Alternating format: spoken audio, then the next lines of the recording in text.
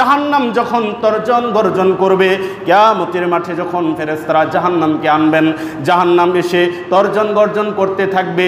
এই গর্জন শুনে ইব্রাহিম আলাইহিস সালাম, যিনি আল্লাহর খলিলুল্লাহ, আল্লাহর অত্যন্ত প্রিয় একজন নবী এবং প্রিয় একজন রাসূল, ইব্রাহিম আলাইহিস সালাম যিনি আল্লাহর প্রিয় একজন বন্ধু, ইব্রাহিম আলাইহিস সালাম হাসরের মাঠে হাঁটু গেড়ে বসে যাবে আর বলতে থাকবে, ইয়া নাফসি সুবহানাল্লাহ। দুনিয়ার যে আগুন, বিজ্ঞানীরা এটা গবেষণা করেছে, দুনিয়ার যে আগুন, এই আগুনের সর্বোচ্চ তাপমাত্রা হচ্ছে 2000 ডিগ্রি সেলসিয়াস। মনোযোগ দিয়ে শুনবেন, তাহলে বুঝতে পারবেন। বিজ্ঞানীরা গবেষণা করেছে যে দুনিয়ার যে আগুন, এই আগুনের সর্বোচ্চ তাপমাত্রা হচ্ছে 2000 ডিগ্রি সেলসিয়াস, 2000 ডিগ্রি সেলসিয়াস।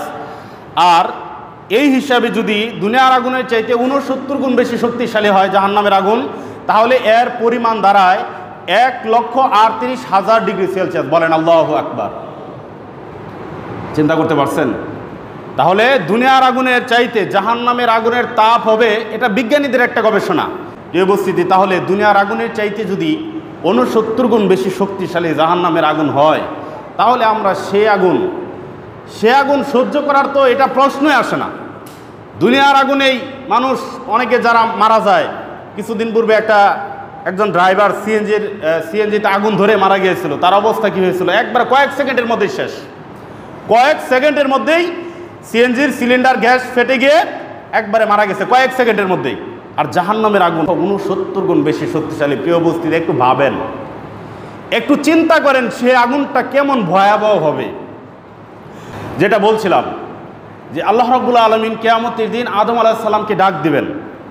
মানে জাহান্নাম এত ভয়াবহ, এটা আল্লাহ রাব্বুল আলামিন পাপীদেরকে, অপরাধীদেরকে, জাহান্নামীদেরকে আগেই জানিয়ে দিবেন যে তোমাদের জন্য সামনে কি অপেক্ষা করতেছে, তোমাদের জন্য সামনে কি অপেক্ষা করতেছে। এটা বোঝানোর জন্য আল্লাহ রাব্বুল আলামিন জাহান্নামকে কিয়ামতের মাঠে উপস্থিত করবেন। রাসূল সাল্লাল্লাহু আলাইহি ওয়াসাল্লাম বলছেন, আল্লাহ রাব্বুল আলামিন আদম আলাইহিস সালামকে ডাক দিবেন। আদম আলাইহিস সালামকে ডাক দিয়ে বলবেন যে, হে আদম, তুমি তোমার সন্তানদের মধ্য থেকে জাহান্নামীদেরকে বের করে দাও। আল্লাহ রাব্বুল আলামিন আদম আলাইহিস সালামকে ডাক দিবেন। ডাক দেওয়ার পর বলবেন যে তুমি তোমার সন্তানদের মধ্য থেকে জাহান্নামীদেরকে বের করে দাও। তখন আদম আলাইহিস সালাম বলবেন যে আমার সন্তানদের মধ্য থেকে কয়জন জাহান্নামী? তখন আল্লাহ রাব্বুল আলামিন বলবেন 1999 জন। নাউজুবিল্লাহ বলেন সকলেই। রাসূল সাল্লাল্লাহু আলাইহি ওয়াসাল্লাম বলছেন, আদম আলাইহিস সালাম আল্লাহর কাছে জিজ্ঞাসা করার পর আল্লাহ রাব্বুল আলামিনের পক্ষ থেকে যখন উত্তর দেওয়া হবে, জাহান্নামীদের সংখ্যা হবে 1999 জন। 1999 জন। এই কথা শোনা মাত্রই ওই সময়ে কিয়ামতের একেবারে পূর্বে যারা যে সমস্ত শিশুরা জন্মগ্রহণ করেছিল, ওই শিশুরা পর্যন্ত বৃদ্ধ হয়ে যাবে। নাউজুবিল্লাহ বলেন সকলেই। শিশুরা পর্যন্ত বৃদ্ধ হয়ে যাবে। এই কথা শুনে আল্লাহ রাব্বুল আলামিন যখন বলবেন জাহান্নামীদের সংখ্যা 999 জন হাজারের মধ্যে, তখন ওই সময়কার শিশু যাদের কোনো পাপ ছিল না, নিষ্পাপ, একেবারে কিয়ামতের পূর্বে জন্মগ্রহণ করেছে, ওই সমস্ত শিশুদের মাথার চুল সাদা হয়ে যাবে, তারা বৃদ্ধ হয়ে যাবে। রাসূল সাল্লাল্লাহু আলাইহি ওয়াসাল্লাম আরো বলেছেন, এমনকি ওই সময়ে যেই সমস্ত মহিলারা গর্ভবতী ছিল, এখন তো মহিলাদের গর্ভপাত করার জন্য সিজার করতে হয়, হাসপাতালে নিতে হয়, কত কিছু করতে হয়। আল্লাহর নবী বলছেন, আদম আলাইহিস সালামকে যখন আল্লাহ রাব্বুল আলামিন বলবেন 1999 জন আদম সন্তানকে জাহান্নামের জন্য বের করে দাও, এই কথা বলা মাত্র যেই সমস্ত মহিলাদের গর্ভে সন্তান ছিল, এই কথা বলা মাত্রই ভয়ের চোটে তাদের সন্তান খসে খসে পড়ে যাবে। নাউজুবিল্লাহ। কি ভয়াবহ অবস্থা হবে!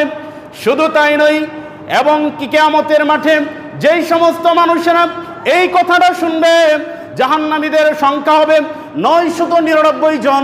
ওই মানুষেরা, সমস্ত মানুষেরা এমন আচরণ করবে যেন তারা পাগল হয়ে গেছে, যেন তারা মাতাল হয়ে গেছে।